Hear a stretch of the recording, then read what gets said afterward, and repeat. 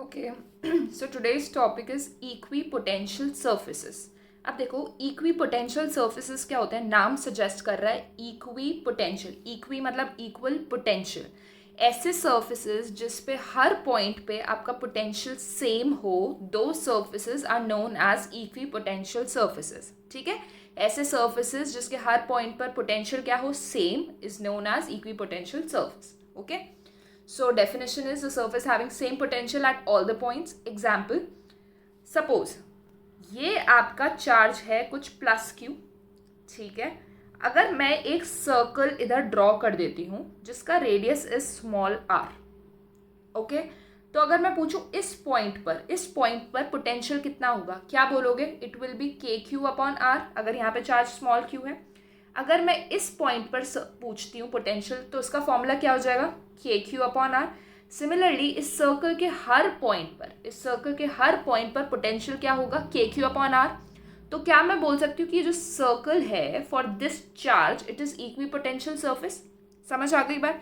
इसी तरीके से सपोज सेम चार्ज है अभी भी प्लस क्यू, ये स्मॉल आर था डिस्टेंस। अगर मैं अब ये कैपिटल आर ले लेती हूँ, ये क्या ले रही हूँ मैं? सेंटर से कैपिटल आर।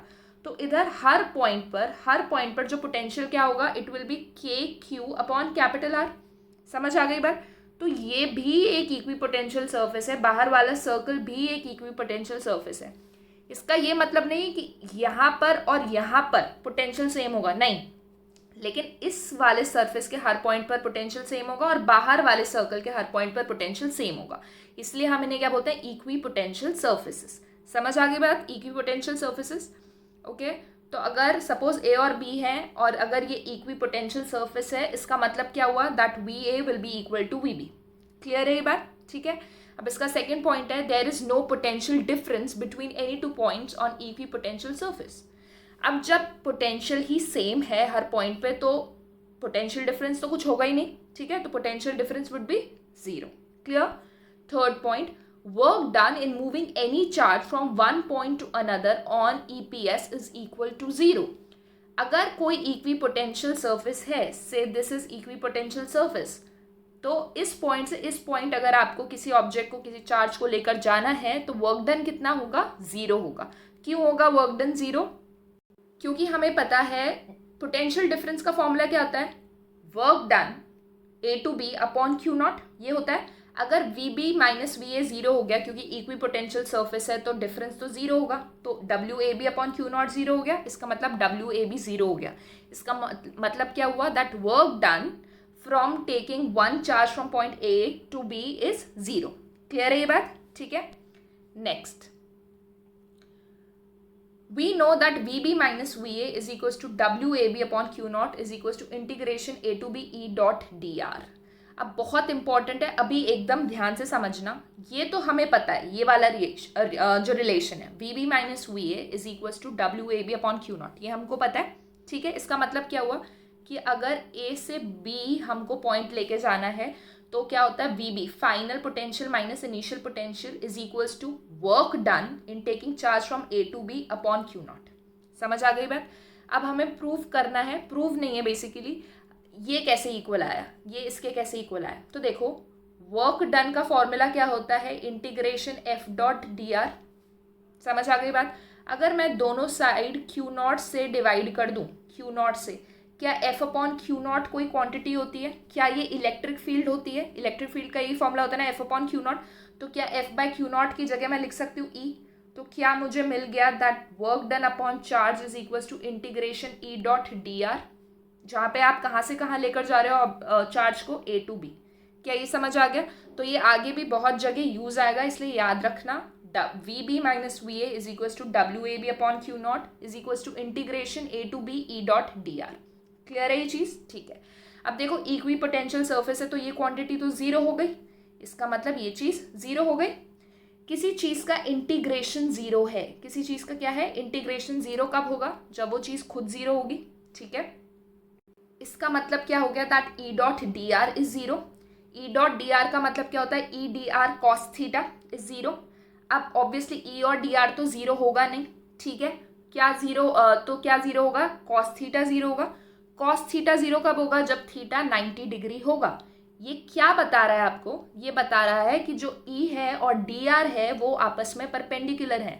जहां पर आप डिस्प्लेस करे हो चीज को और जो इलेक्ट्रिक फील्ड है उसका डायरेक्शन क्या है, मतलब उनके बीच में जो एंगल है इट इज 90 डिग्री। क्लियर है ये बात? ठीक है। Next, the electric field lines represent the direction of electric field. ठीक है। Equipotential surfaces are perpendicular to the field lines.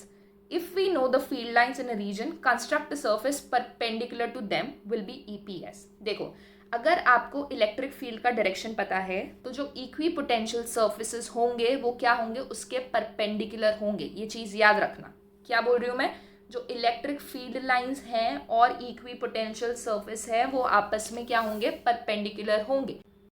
Suppose आपका जो इलेक्ट्रिक फील्ड लाइंस है वो जेड डायरेक्शन में, किस में है? जेड डायरेक्शन में। अगर आपको इक्विपोटेंशियल सरफेस ड्रॉ करना है तो हमें पता है कि अगर इलेक्ट्रिक फील्ड जेड में है तो इक्विपोटेंशियल सरफेस उसके परपेंडिकुलर होंगे। तो इसके परपेंडिकुलर सरफेस कौन सा प्लेन होगा? एक्स वाई प्लेन होगा। जेड के परपेंडिकुलर कौन सा प्लेन होगा? एक्स वाई प्लेन होगा। तो एक्स वाई प्लेन में लाई करेंगे क्या? Equipotential surface. तो याद रहे, इलेक्ट्रिक फील्ड और electric potential surfaces will always be perpendicular to each other. समझ आ गई ये प्रॉपर्टीज? ठीक है। Now we'll be doing few examples of different equipotential surfaces. Case 1, for a point charge EPS are concentric spheres. किसी भी point charge के लिए ईपीएस क्या होगा? Concentric spheres. तो देखो, सबसे पहले ये पॉइंट चार्ज लिया हमने प्लस। ठीक है। सबसे पहले अगर कोई चार्ज है तो उसके लिए इलेक्ट्रिक फील्ड लाइंस ड्रॉ करो। हमें पता है एक पॉजिटिव चार्ज के लिए इलेक्ट्रिक फील्ड लाइंस क्या होती हैं? इस तरीके से होती हैं, परपेंडिकुलर टू द सरफेस और बाहर आती हुई। ठीक है।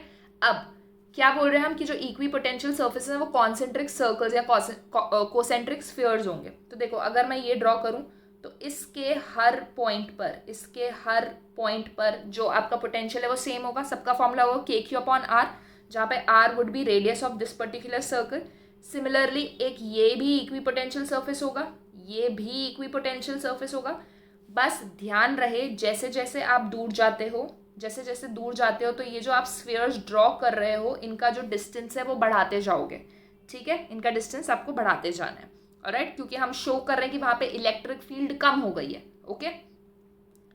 सिमिलरली नेगेटिव के लिए क्या होगा? ये इलेक्ट्रिक फील्ड लाइंस अंदर की तरफ जाएंगी और इसके लिए भी जो इक्विपोटेंशियल सर्फेसेस होंगे वो आपके इस तरीके से ड्रॉ होंगे। क्लियर है ये चीज? Okay. Case 2 is for uniform electric field along x axis. अगर इलेक्ट्रिक फील्ड एक्स एक्सिस में है और यूनिफॉर्म इलेक्ट्रिक फील्ड है, क्या है? यूनिफॉर्म इलेक्ट्रिक फील्ड है एक्स एक्सिस में। अब ये यूनिफॉर्म इलेक्ट्रिक फील्ड क्यों है? कहीं पर तो चार्ज होगा, चार्ज रखा होगा, उसकी वजह से जो इलेक्ट्रिक फील्ड है वो इस तरीके से आ रही है। तो हमें ऐसे सर्फेसेस बनाने हैं कि उस सर्फेस के हर पॉइंट पर आपका जो पोटेंशियल है वो सेम हो। ठीक है। ऐसे केस में सबसे पहले देखो, इक्विपोटेंशियल सरफेस कौन से प्लेन में बनेंगे ये क्लियर हो जाएगा। अगर इलेक्ट्रिक फील्ड एक्स एक्सिस में है तो हमारे equipotential surface Y Z plane में होंगे और वाई जेड प्लेन में वो इस तरीके से होंगे, इस तरीके से। ठीक है। और इक्वी डिस्टेंट मैंने इसलिए बनाए हैं क्योंकि जो हमारी इलेक्ट्रिक फील्ड है वो क्या गिवन है? यूनिफॉर्म गिवन है। ठीक है। अगर कहीं पर इसकी स्ट्रेंथ ज़्यादा होती तो मैं इक्विपोटेंशियल सर्फेसेस को थोड़ा पास में बना देती, बट अभी यूनिफॉर्म है, इसका मतलब सेम डिस्टेंस। अगर ये डिस्टेंस आ रहा है ये भी डिस्टेंस आ रहा होगा, ऐसे collection of planes would be equipotential surface. इसका मतलब क्या है कि इस पर्टिकुलर प्लेन के हर पॉइंट पर, इनके पॉइंट पर क्या होगा? पोटेंशियल सेम होगा। क्लियर है? अगर ये मैं आपको यूनिफॉर्म इलेक्ट्रिक फील्ड वाई में दे देती, वाई डायरेक्शन में इस तरीके से, तो जो आपका इक्विपोटेंशियल सरफेस बनता वो कौन से प्लेन में बनता? एक्स जेड में। ठीक है। सिमिलरली अगर मैं जेड में देती इलेक्ट्रिक फील्ड तो एक्स वाई में आपका इक्विपोटेंशियल सरफेस बनता। क्लियर है ये चीज? नेक्स्ट है for non uniform electric field with increasing magnitude along x axis. X axis में जो इलेक्ट्रिक फील्ड का मैग्नीट्यूड है वो बढ़ रहा है। जैसे फॉर एग्जांपल यहाँ पर सपोज 2 न्यूटन पर कूलम था, यहाँ पर 3 न्यूटन पर कूलम हो जाएगा, आगे जाके 4 न्यूटन पर कूलम हो जाएगा एंड सो ऑन। ठीक है। तो देखो, अब एक चीज तो एकदम क्लियर है कि अगर एक्स एक्सिस में आपकी इलेक्ट्रिक फील्ड है तो equipotential surface Y Z plane में होंगे। ठीक है। तो वाई जेड प्लेन में इस तरीके से होंगे। और अगर हमें दिखाना है कि जो मैग्नीट्यूड है इलेक्ट्रिक फील्ड का वो बढ़ रहा है, इंक्रीज हो रहा है, तो हम ये जो सर्फेसेस ड्रॉ करेंगे उनको पास लाते जाओगे, आगे और क्लोज ड्रॉ करोगे, इसके बाद और ज़्यादा क्लोज ड्रॉ करोगे एंड से सो ऑन, ठीक है। तो उनकी जो नियरनेस है वो क्या दिखा रही है कि वहाँ पर इलेक्ट्रिक फील्ड ज़्यादा है। समझ आ गई बात, ठीक है। तो हम लिख सकते हैं in this case equipotential surfaces are parallel planes normal to x-axis, that is yz plane, but they are not equidistant. They are closer where the field is more. They are closer where the field is more. ठीक है। Next, non-uniform electric field with increasing magnitude along z-axis. अब ध्यान रहे electric field कौन सी direction में, z में, और electric field बढ़ रही है, इंक्रीज हो रही है। यहाँ पर 2 था तो ऊपर 3 हो गया, फिर 4 हो गया एंड सो ऑन। तो सबसे पहले इक्विपोटेंशियल सरफेस कौन से प्लेन में बनेंगे, अगर ये z एक्सिस में है तो हमारे इक्विपोटेंशियल सरफेस बनेंगे xy प्लेन में। तो ये हमारा प्लेन हो गया, ठीक है। And they will not B equidistant, क्योंकि हमारा जो मैग्नीट्यूड है इट इज इंक्रीजिंग, तो जहाँ पे इंक्रीज हो रहा है वहां पर क्या कर दोगे, थोड़ा और पास ड्रॉ कर दोगे। अगर डिक्रीज कर रहा होता तो आप डिस्टेंस बढ़ा देते। समझ आ गई बात। इस ईपीएस फॉर इलेक्ट्रिक डाइपोल, ठीक है। इलेक्ट्रिक डाइपोल मतलब एक positive charge and equal magnitude का नेगेटिव चार्ज। सबसे पहले जब चार्जेस हों तो इलेक्ट्रिक फील्ड लाइंस पहले हम ड्रॉ करेंगे और उसके बाद हम ईपीएस ड्रॉ करेंगे। तो इसकी इलेक्ट्रिक फील्ड लाइंस कैसे बनती हैं, इस तरीके से बनती है ना, पॉजिटिव से नेगेटिव, है ना, और यहाँ पर ये बाहर निकलता हुआ इस तरीके से बनती है। क्लियर है। अब देखो, एक बार इलेक्ट्रिक फील्ड लाइंस बन गई, उसके बाद हम क्या स्टार्ट करेंगे, ईपीएस बनाना। पॉजिटिव चार्ज के लिए ईपीएस कैसा होता है, कोसेंट्रिक सर्कल्स होते हैं, तो इसके लिए भी सर्कल बनाऊंगी, और इस नेगेटिव चार्ज के लिए भी क्या बनाऊंगी, मैं सर्कल बनाऊंगी, ठीक है। अब ये सर्कल किस तरीके से बनेंगे वो ध्यान से देखो। ये सर्कल्स बनाए हुए हैं, ठीक है। ये स्टार्टिंग में सर्कल था, फिर ये क्या हो रहा है, थोड़ा दूर जाता जा रहा है, मतलब इधर पास है, इधर दूर जाता जा रहा है, इधर पास है लेकिन इधर दूर जाता जा रहा है, ठीक है। सिमिलरली इसके लिए इधर पास है, इधर दूर जाता जा रहा है, ये पास, ये दूर, ये पास, ये दूर। ये हमको क्या शो कर रहा है, ध्यान से देखो। यहाँ पर क्या हो रहा है, काफ़ी ज़्यादा अट्रैक्शन है पॉजिटिव और नेगेटिव की वजह से, तो यहाँ पर जो इलेक्ट्रिक फील्ड इंटेंसिटी इस वाले रीजन में वो ज़्यादा होगी, इसलिए जो ईपीएस हमने बनाए हैं they will be closer here. और जबकि अगर हम इस रीजन की बात करते हैं, इस रीजन या इस रीजन की, यहाँ पर इलेक्ट्रिक फील्ड कंपैरेटिवली कम होगी। अगर इलेक्ट्रिक फील्ड कम होगी तो जो इक्विपोटेंशियल सर्फेसेस है वो थोड़ा दूर दूर बनेंगे। समझ आ गई बात, ठीक है। Next is EPS for 2 equal and similar charges. अगर हम 2 इक्वल चार्जेस ऐसे बना दें तो इसकी इलेक्ट्रिक फील्ड कैसे होती है, ये दूर जाते हुए होता है, इस तरीके से, इस तरीके से ये बनती है इसकी इलेक्ट्रिक फील्ड, ठीक है। अब हमें बनाना है ईपीएस, तो देखो ईपीएस पॉइंट चार्जेस के लिए क्या बनता है, सर्कल्स बनते हैं, तो इसके लिए भी सर्कल बनेगा, इसके लिए भी सर्कल बनेगा एंड सो ऑन। बस आपको ध्यान क्या रखना है कि यहाँ पर जो होगा वो दूर दूर होगा, यहाँ पर ज़्यादा दूर होगा, क्योंकि यहाँ पर बीच में क्या है, बीच में वैक्यूम क्रिएट हो रहा है, कोई चार्ज नहीं है, there is no electric field, तो पोटेंशियल, और यहाँ पर कंपैरेटिवली पास होगा। समझ आ गया, ओके। सो ये सारे केसेस थे ईपीएस के। एक सिंपल सा question, a 10 microcoulomb charge is displaced from A to B through 1 centimetre on an EPS, calculate work done. अभी बताया था कि अगर ईपीएस है यानी इक्विपोटेंशियल सरफेस है तो एक पॉइंट से दूसरे पॉइंट पर ले जाने के लिए कोई वर्क नहीं करना पड़ता, इसीलिए द वर्क विल बी 0, ठीक है। Next, relation between electric field and potential, very very very important. Relation between electric field and potential.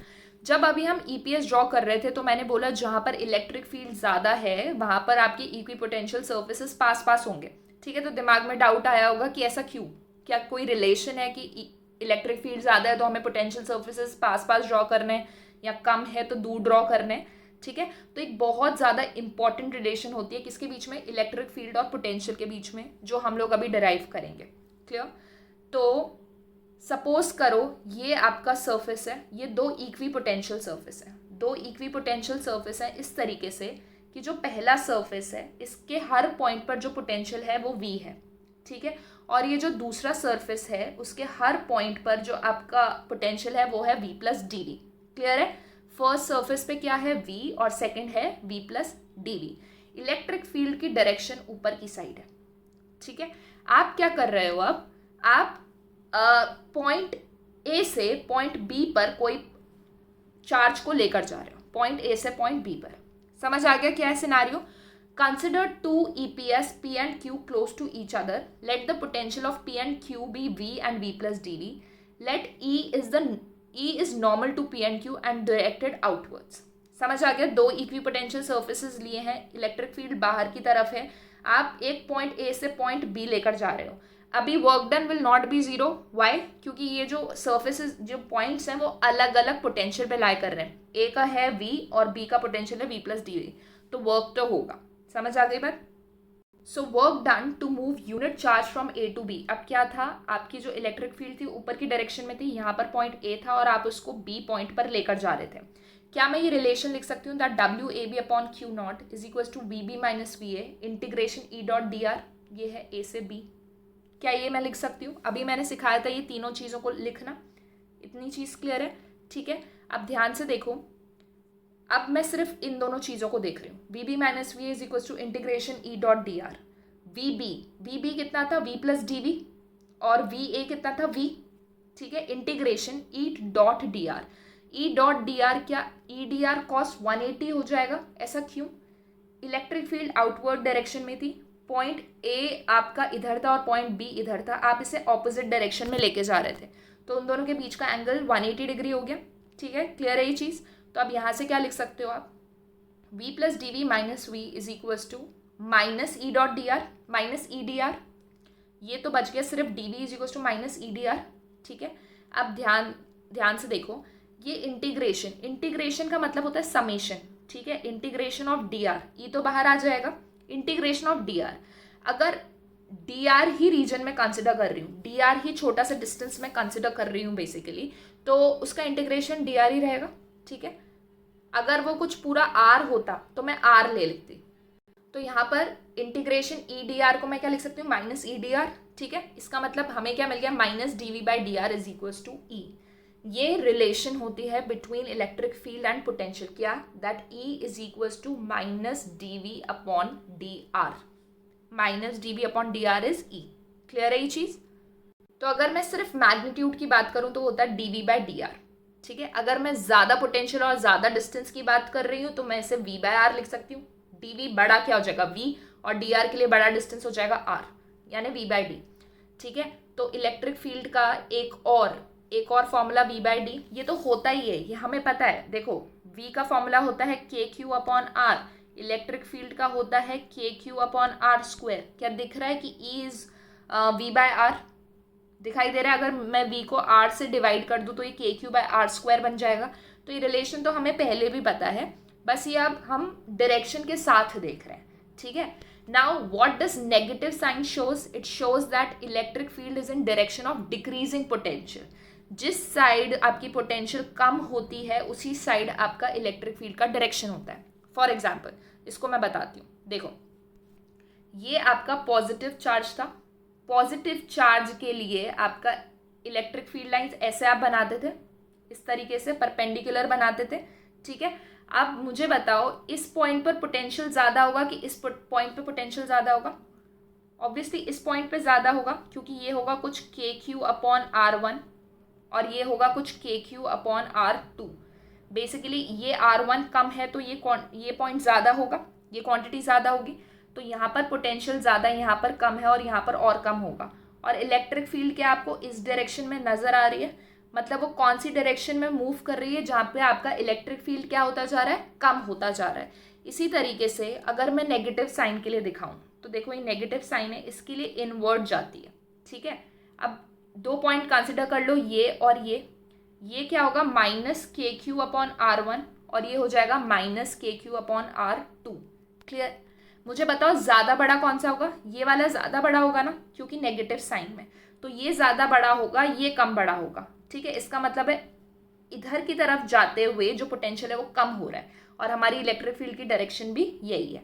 ठीक है. इसका मतलब इलेक्ट्रिक फील्ड की डायरेक्शन कहाँ होगी? जिस डायरेक्शन में आपका पोटेंशियल डिक्रीज कर रहा है. क्या ये चीज़ समझ आ गई? ठीक है. In general, electric field is a vector quantity. It is related to potential, a scalar quantity by equation.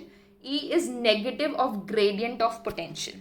एक वेक्टर क्वांटिटी और एक स्केलर क्वांटिटी रिलेटेड है आपस में. इलेक्ट्रिक फील्ड एक वेक्टर क्वांटिटी है, पोटेंशियल एक स्केलर क्वांटिटी है. वो कैसे रिलेटेड है? E is equals to minus D V upon D R.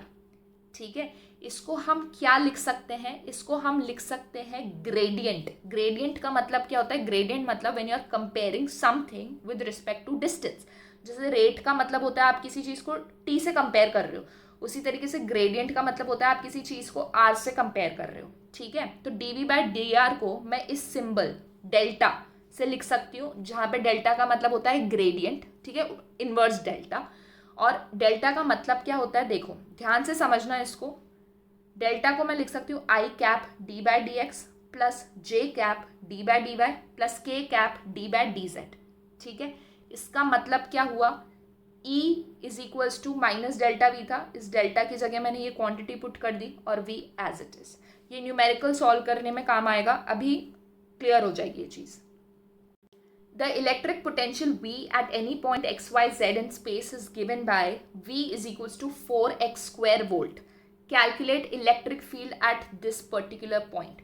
तो जब भी हम कोऑर्डिनेट प्लेन में डील करते हैं तो हम E is equals to minus gradient V वाला ही फॉर्मूला यूज़ करते हैं। ठीक है, जब हम कोऑर्डिनेट प्लेन से डील करते हैं तो देखो E is equals to minus delta V, inverse delta V. इसका मतलब क्या हुआ, उसकी जगह ग्रेडियंट की जगह क्या लिखूंगी, आई cap d/dx plus j cap d/dy plus k cap d/dz into we. अब ये v का फॉर्मूला क्या गिवन है, 4x²।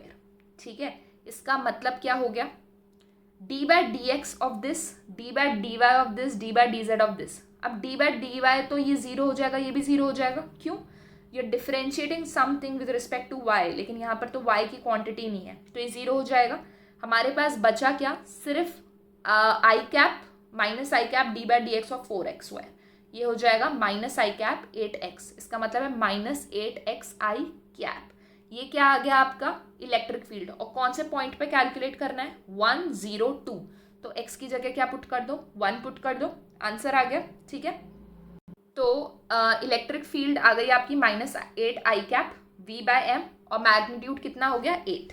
ठीक है, मैग्नीट्यूड हो गया 8। माइनस आई कैप क्या शो कर रहा है कि नेगेटिव x डायरेक्शन में, मैग्नीट्यूड तो इसका 8 है। Okay, now next very important, does electric field in a region imply V is also 0। Okay, if E is 0, इसको करेक्ट कर लेना। अगर किसी पॉइंट पर इलेक्ट्रिक फील्ड 0 है तो क्या उस पॉइंट पे पोटेंशियल भी 0 होगा, ये हमें बताना है। ठीक है, E equal to 0 implies V equal to 0, this is our question. Okay, अब देखो E क्या होता है, माइनस dv/dr। E 0 है, इसका मतलब माइनस dv/dr 0 है। किसी चीज़ का डिफ्रेंसिएशन 0 है, इसका ये मतलब थोड़ी कि वो खुद 0 हो गया, इसका मतलब है वो चीज़ क्या है, कांस्टेंट है। इसका मतलब हो गया dv 0 है, इसका मतलब v एक कांस्टेंट है। तो अगर पोटेंशियल कांस्टेंट होगा हर पॉइंट पर तो उस केस में इलेक्ट्रिक फील्ड क्या होगी, 0। या फिर अगर इलेक्ट्रिक फील्ड 0 है तो पोटेंशियल क्या हो जाएगा, constant. E 0 does not imply V 0। Clear है ये बात। ठीक है, इसका एग्जाम्पल क्या है, ये पॉइंट पहले भी हम एग्जाम्पल कर चुके हैं, दोनों पॉजिटिव चार्जेस हैं। अगर मैं E पर इलेक्ट्रिक फील्ड निकालती हूँ तो इस डायरेक्शन में होगी और इस डायरेक्शन में होगी, तो इलेक्ट्रिक फील्ड तो 0 हो जाएगी लेकिन पोटेंशियल 0 नहीं होगा, पोटेंशियल 0 नहीं होगा। इसका फॉर्मूला क्या हो जाएगा, KQ/R प्लस KQ/R, वो हो जाएगा 2KQ/R। समझ आ गई बात। सिमिलरली अगर मैं इधर बात करूं तो E इनसाइड, मुझे पता है कि किसी भी कंडक्टर के अंदर कोई इलेक्ट्रिक फील्ड नहीं होती है, E 0, लेकिन लास्ट लेक्चर में ही हम लोगों ने किया था, अगर हमें निकालना है potential due to solid sphere, ठीक है, तो उसमें क्या आता था फॉर्मूला, KQ/R। हम ट्रीट करते थे कि पूरा का पूरा चार्ज क्या है, वो सेंटर पे कॉन्सेंट्रेटेड है, याद है। ठीक है, last, potential is constant in a region, what can you say about electric field. Potential क्या है, कांस्टेंट है। हमें पता है E इज dv/dr। अगर V कांस्टेंट है, अगर V कांस्टेंट है तो उसको मैं डिफरेंशिएट करूंगी विद रिस्पेक्ट टू एनीथिंग, वो तो 0 ही आएगा। इसका मतलब d/dr of constant will be 0, इसका मतलब E इज 0। तो याद रखना E 0 मतलब V is constant, V is constant मतलब E इज 0। क्लियर है। ठीक है।